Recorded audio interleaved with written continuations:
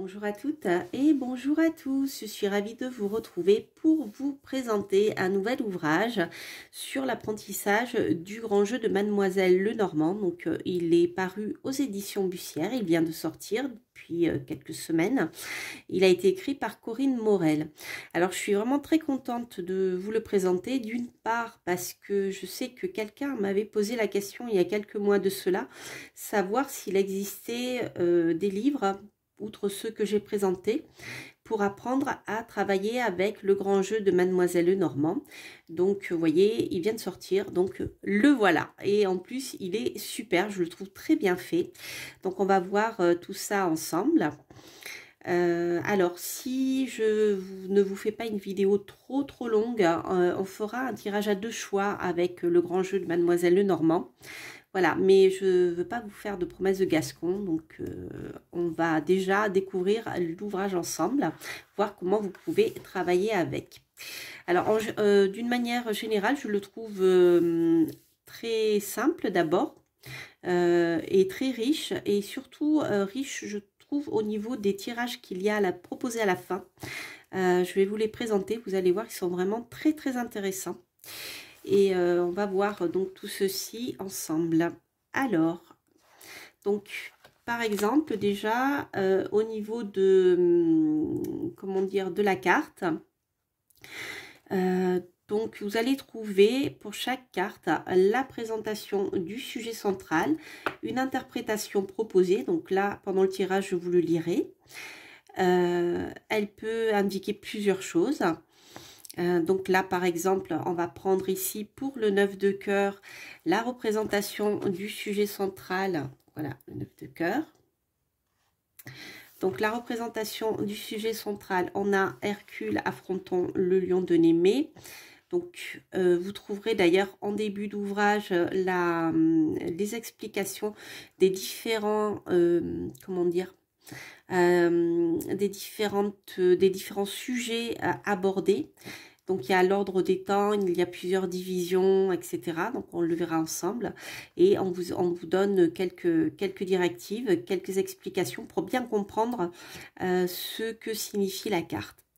Donc, par exemple, ici, dans l'interprétation, vous avez ceci. Le succès vient récompenser le mérite et la valeur du consultant. Ce dernier accède au pouvoir, il bénéficie d'une popularité issue de son courage et de son travail. La carte indique également la santé. Elle décuple l'énergie du sujet et favorise la guérison. La carte représente en outre le signe du lion. Elle s'interprète à ce niveau de diverses manières. Elle peut indiquer le signe zodiacal d'une personne, la rencontre d'une personne née sous le signe du lion, notamment dans une association avec la carte Le Grand Œuvre, la période relative à un événement représenté par les autres cartes intervenant dans le signe du lion, c'est-à-dire entre le 21 juillet et le 21 août, les principaux traits de caractère dans le cadre d'une analyse psychologique ou l'attitude à adopter pour un tirage de conseils. Dans ce cas, les valeurs du signe sont l'ambition, l'éclat, la puissance, la volonté, mais aussi l'orgueil et la présomption. Voilà, dire ce que je voulais vous dire, c'est quand je vois cette carte, je pense à la force dans le tarot de Marseille. Vous voyez, qui renvoie justement au signe du lion également. Donc, vous avez une petite explication pour vous aider à mémoriser toutes ces cartes, en fait, pas forcément pour les apprendre, mais pour vous rappeler de l'histoire qu'elles racontent et donc du symbolisme qui est lié à cette histoire. Donc, par exemple, ici, pour comprendre le symbolisme du sujet central, se reporter au 9 de trèfle qui montre Hercule affrontant l'hydre de Lerne. Il s'agit ici du premier des 12 travaux, la victoire de Hercule sur le lion de Némée et par excellence l'expression de la force. Donc vous voyez, je trouve qu'il est bien fait cet ouvrage déjà parce que il va résumer, comment dire, ce sur quoi Mademoiselle Lenormand s'est basée pour, comment dire, pour en tirer ce symbolisme-là. Ensuite, dans le livre, vous allez avoir l'explication du sujet de droite et du sujet de gauche. Voilà, avec la représentation et l'interprétation pour chacun. Donc, ceci, c'est pour chaque carte. Ensuite, donc, au départ, vous allez trouver les explications concernant la guerre de Troie, des explications, donc elles sont assez détaillées, concernant l'histoire de la Toison d'Or, donc tout ce qui, tous les, comment dire, toutes les toutes les bases en fait sur lesquelles Mademoiselle Normand s'appuie et leur représentation symbolique. Donc on retrouve les références mythologiques également. Et vous avez une explication de la construction de chaque carte. Voilà. Donc puisque dedans vous allez retrouver ici les cartes de cartomancie, vous allez retrouver soit des lettres de l'alphabet, soit de la géomancie. Vous avez également la signification des plantes, des fleurs, plus donc les sujets dont on a parlé et les constellations. Donc ça dépend des cartes. Donc au niveau de l'ouvrage, en introduction, voilà, vous avez la présentation de la construction des cartes. Donc ça c'est ce que je vous ai dit. Et surtout comment elle appelle ça, les divisions, voilà. Donc vous avez la première division qui se base sur la conquête de la Toison d'Or, donc ce qui est expliqué hein, dans le livre, ce qui est la Toison d'Or, la guerre de Troie également. Donc la conquête de la Toison d'Or, c'est une division qui correspond à la vie matérielle. La guerre de Troie, c'est une division qui va correspondre à la vie professionnelle au domaine de l'activité. Le grand œuvre qui va correspondre à la vie sentimentale, donc c'est intéressant parce qu'ici on rentre dans l'alchimie. Les événements imprévus, donc qui vont correspondre à toutes les situations rencontrées au jour le jour. Et ensuite l'ordre des temps, qui vont nous parler de la personnalité et des qualités, des faiblesses humaines, mais également des repères dans le temps. Donc vous allez voir au niveau des tirages, à la fin c'est intéressant parce qu'on va retrouver aussi un travail que l'on peut faire avec le temps. Donc après, au niveau de la présentation, je trouve que cet ouvrage est plus facile d'abord parce qu'il est classé dans l'ordre. Donc là par exemple vous avez les trèfles sont classés avec les trèfles, ils se suivent, vous avez l'as, vous avez le 2 de trèfle, donc c'est facile de se repérer dans l'ordre chronologique. Et c'est plus simple quand on ne connaît pas bien les divisions et quelles cartes sont comprises dans les divisions. Donc là, vous voyez, vous avez des repères faciles avec les couleurs plus les chiffres, le 6, le 7, le 8, etc. Et c'est vraiment classé, voilà, les pics avec les pics, les trèfles avec les trèfles, etc. Donc je trouve... je dirais que c'est si vous ne connaissez absolument pas le Grand Lenormand, ou si vous le connaissez mais vous avez jamais pu vraiment travailler avec, je trouve que le livre est très bien pour les débutants. Et surtout lorsqu'on cherche des informations dans le livre, on les trouve assez facilement. Parce que voilà, la présentation dans l'ordre est simple. Alors ensuite, ce que je voulais vous dire aussi par rapport à cet ouvrage, je voulais vous montrer les différents tirages. Ils sont nombreux et ils sont vraiment intéressants. Donc vous avez, ah oui, petite chose que j'ai oublié de vous dire et qui est vraiment très très bien.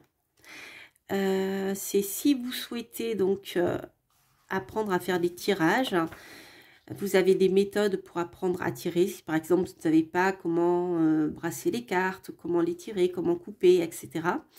Donc l'auteur va vous expliquer tout ceci. Mais surtout, et ça peut être très efficace si vous faites des tirages pour d'autres personnes, que ça soit sur le plan professionnel ou sur le plan amical, hein, avec vos proches. Vous avez une explication qui est, je dirais, indispensable, aspect pratique et éthique. Voilà. Donc, des conseils pour faire des consultations. C'est-à-dire la gestion du temps, le paiement, la prise de rendez-vous, comment, voilà, comment faire pour au mieux aider votre consultant tout en restant dans le domaine professionnel. Voilà, l'objectivité, etc., etc. Les interdits, bien sûr.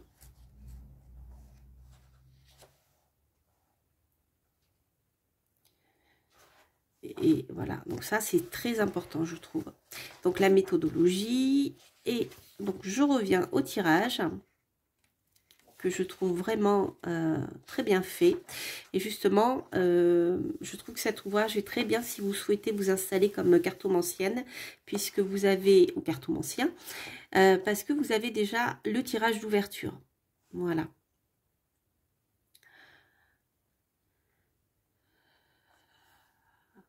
Voilà, donc l'auteur vous dit, il s'agit du premier tirage qui doit être fait lors de toutes les consultations. Il couvre l'année passée et l'année à venir. Voilà, donc ça c'est très intéressant. Ça vous permet d'ouvrir une consultation avant que le consultant vous pose là ou les questions qui le préoccupent. Disons, ça peut permettre de faire émerger les questions, mais déjà de mettre en confiance également le consultant.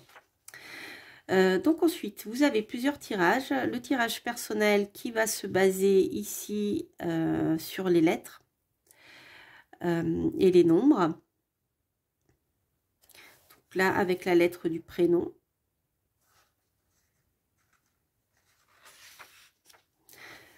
Là, ici, vous avez une interprétation qui est... Alors, attendez que je ne dise pas de bêtises. Ah, le tirage personnel, c'est ça.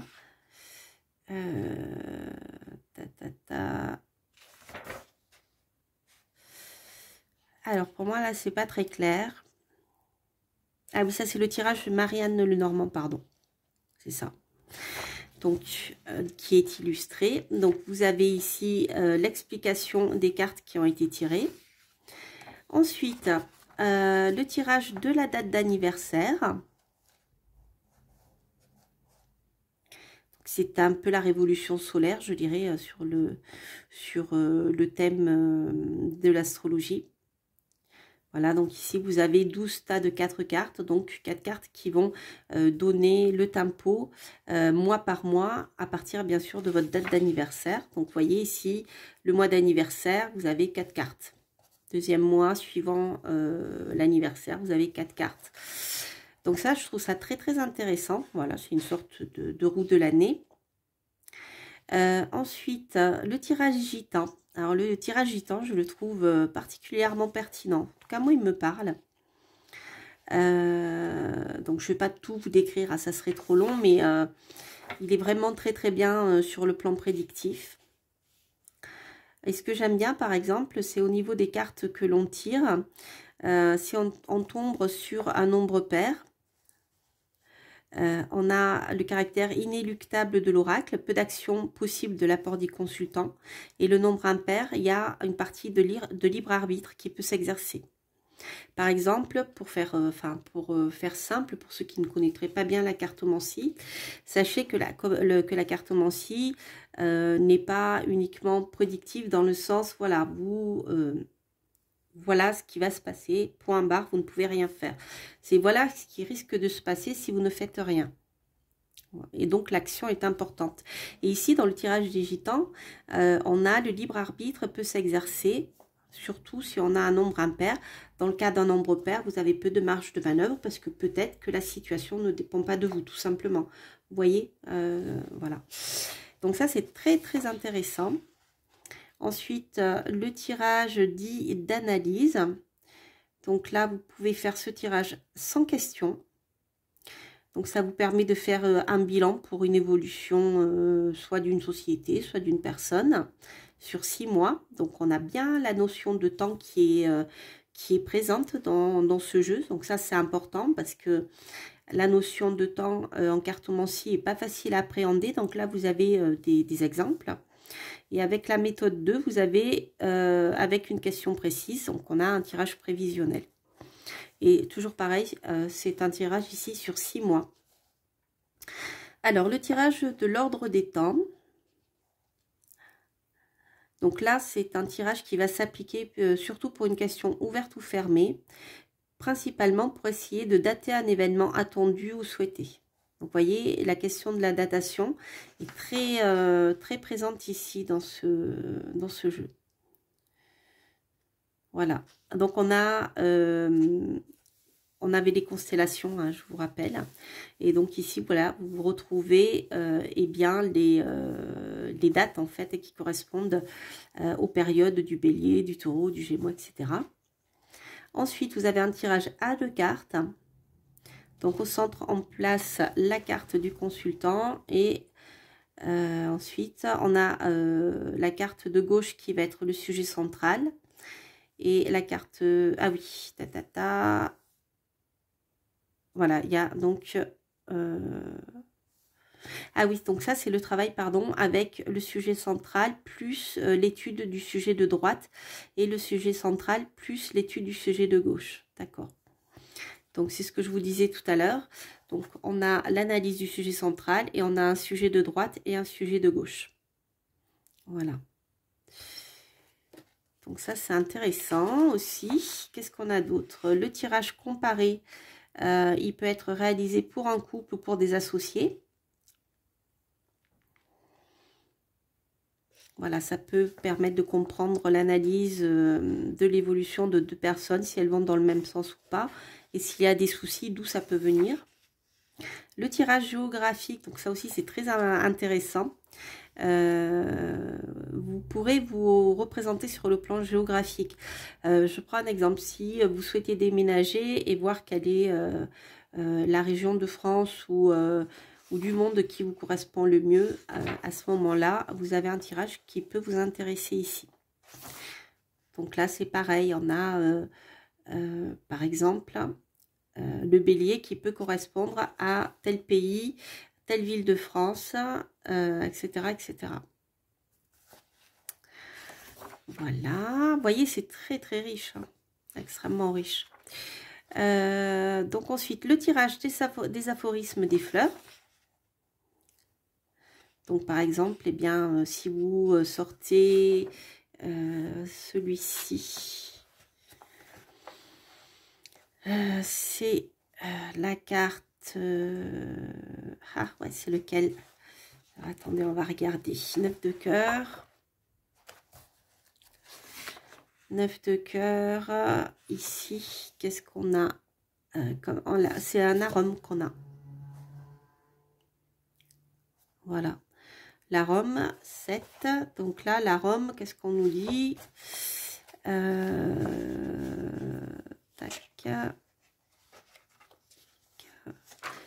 Ah oui, vous voyez, trèfle, carreau. En fait, je suis bête, c'est marqué là. Carte de cœur, 9 de cœur, l'arôme et lilas. En fait, il y en a 2. Et ça nous parle de choix et de détermination. Voilà. Donc, vraiment, c'est un jeu que je trouve très riche, comme je vous l'avais dit d'ailleurs la dernière fois lorsque je vous avais présenté l'autre livre. C'est que c'est un jeu qui est... vous pouvez l'aborder en fonction déjà de vos premières connaissances. Vous pouvez déjà l'aborder sous un angle. Vous voyez, si vous connaissez, ben, je ne sais pas, des histoires de la toison d'or, etc. ou autre, si vous connaissez l'alchimie, si vous connaissez la cartomancie, si vous connaissez le symbolisme des fleurs. Donc, vous voyez, vous avez pas mal de manières déjà de rentrer dans le jeu avant de pouvoir le maîtriser en son entier. Et puis peut-être qu'il y a des parties du jeu qui ne vous parleront moins. Hein. Vous pouvez très bien travailler qu'avec le sujet central. Voilà, donc c'est vraiment un super ouvrage, je trouve. Vraiment, je le recommande aux débutants qui souhaitent apprendre le grand jeu de Mademoiselle Lenormand. Que vous soyez cartomancien ou pas, c'est vrai que le grand jeu de Mademoiselle Lenormand est tellement riche. D'ailleurs, l'auteur vous parle aussi de l'origine de ce jeu. C'est vrai que, je vous en ai pas parlé, mais il y a plusieurs, comment dire, plusieurs histoires qui tournent autour de la création de ce jeu. Parce que Mademoiselle Lenormand a écrit énormément d'ouvrages en lien justement avec les symboliques qu'elle utilise dans ce jeu-là. Alors, j'avais entendu ou j'avais lu que le jeu n'avait pas été créé par elle. Voilà, donc il y a plusieurs histoires qui tournent autour de ce jeu. Quoi qu'il en soit, la base de ce jeu a bien été écrite par Mademoiselle Lenormand. Voilà pour la petite histoire. Donc, ce que je vais faire, je pense qu'on a un petit peu de temps. Oui. Alors, on va faire un tirage à 2 choix. Si je vous le mets là, peut-être. Alors, maintenant, je vais l'utiliser. Donc, vous avez le choix Vous avez le choix entre la chouette, ici, en agate, et vous avez ici la labradorite. Donc, je vous laisse vous concentrer. Je vous laisse vous concentrer sur une question. Essayez d'avoir une question assez précise, ça vous aidera, ça sera plus facile hein, dans ce genre de tirage à avoir une réponse. Si vous avez 2 questions, vous pouvez choisir une question par pierre. Sinon, si vous n'avez qu'une seule question, je vous laisse choisir soit la chouette, soit la labradorite. Alors, hop, et voilà. Alors, pour vous qui avez choisi la chouette, qu'est-ce qu'on a? Donc, nous avons ici le 6 de carreau. 6 de carreau avec un crocodile. Je ne sais pas si vous voyez bien. 6 de carreau avec un crocodile. Ici, je pense qu'il y a une notion de mise en garde. Si vous voyez, dans la bouche du crocodile, vous avez une martre hein, ou une fouine qui rentre dans la bouche du crocodile. Alors, 6 de carreau. 6 de carreau. Vous voyez, c'est facile hein, de se retrouver dans cet ouvrage. Je le trouve très bien fait par rapport à ça, d'ailleurs. Alors, le 6 de carreau, ça fait partie des éléments imprévus. Donc, de la division des éléments imprévus. L'effet, donc, il a plutôt une polarité, une connotation négative. C'est pour ça que je vous disais que c'était une mise en garde. Alors, ici, la représentation du sujet central. Alors, un ichneumon, insecte dont la larve est parasite, entre dans la gorge d'un crocodile endormi pour lui ronger le cœur. Interprétation. Conformément au symbolisme de la scène représentée, la carte indique des risques de trahison et de tromperie. De la même manière que l'insecte ronge subrepticement le cœur de ses victimes, le consultant peut être abusé sans le savoir, sans même s'en apercevoir. Il doit être particulièrement vigilant dans ses choix relationnels, qu'ils soient affectifs ou professionnels. Il lui faut redoubler de prudence et de discernement et de ne pas laisser s'endormir sa lucidité. Voilà, donc c'est une carte qui vous dit faites attention, ouvrez les yeux, ne soyez pas trop, ne faites pas confiance à n'importe qui, prenez le temps de la réflexion. Donc vous voyez, même les cartes qui sont, comme je vous le disais en cartomancie, même les cartes qui sont plus dures, hein, c'est pas pour vous dire, voilà, il va vous arriver un grand malheur, c'est pas ça, c'est dire, ouvrez les yeux, faites attention, parce que c'est une période actuellement où vous pourriez être beaucoup plus sensible à ce genre de personnes qui ne sont pas très honnêtes. Voilà, donc ça, c'est pour le sujet central. Si je regarde la fleur, donc la fleur, c'est à la fin. Alors, les aphorismes de fleurs pour le 6 de carreau. On a la corruption, les amis. Corruption, corruption, corruption, corruption. Je n'en dirai pas plus. Alors, je vais la retourner et on va regarder la carte pour vous qui avez choisi la labradorite. Ok. Donc ici, on est dans une carte qui est en lien avec donc une des deux... merde, pardon, je tiens un gros mot. Oh, là là là là là. Alors, on doit être dans la toison d'or, je pense. Je ne connais pas bien hein, la guerre de Troie, etc. Tout ça. Donc, alors on va prendre l'as de pique. As de pique.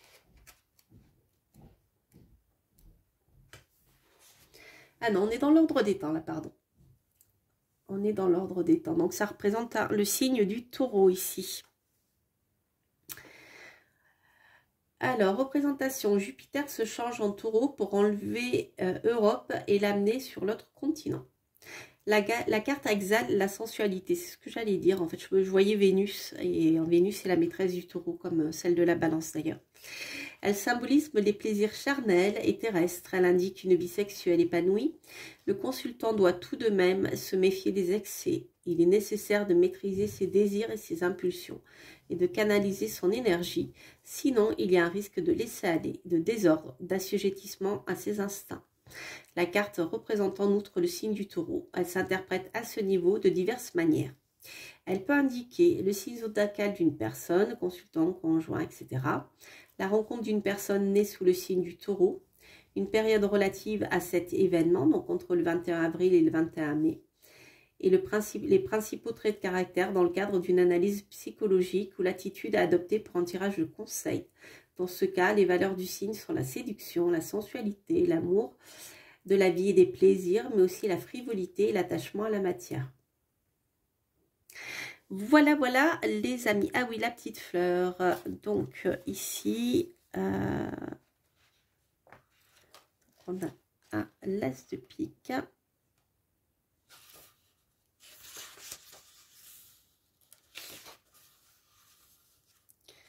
Donc, l'as de pique, ce sont les pois de senteur et la paronychia, je la connais pas, ou nichia, paronychia, et ça nous parle d'avarice.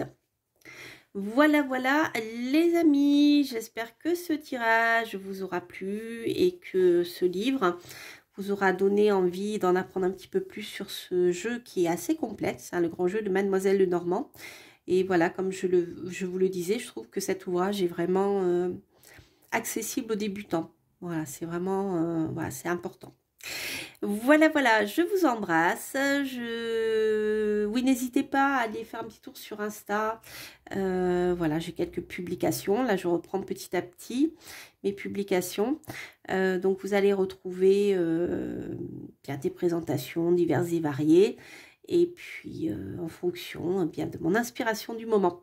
Je vous embrasse et je vous dis à très très bientôt pour de prochaines reviews. Portez-vous bien. Bye bye.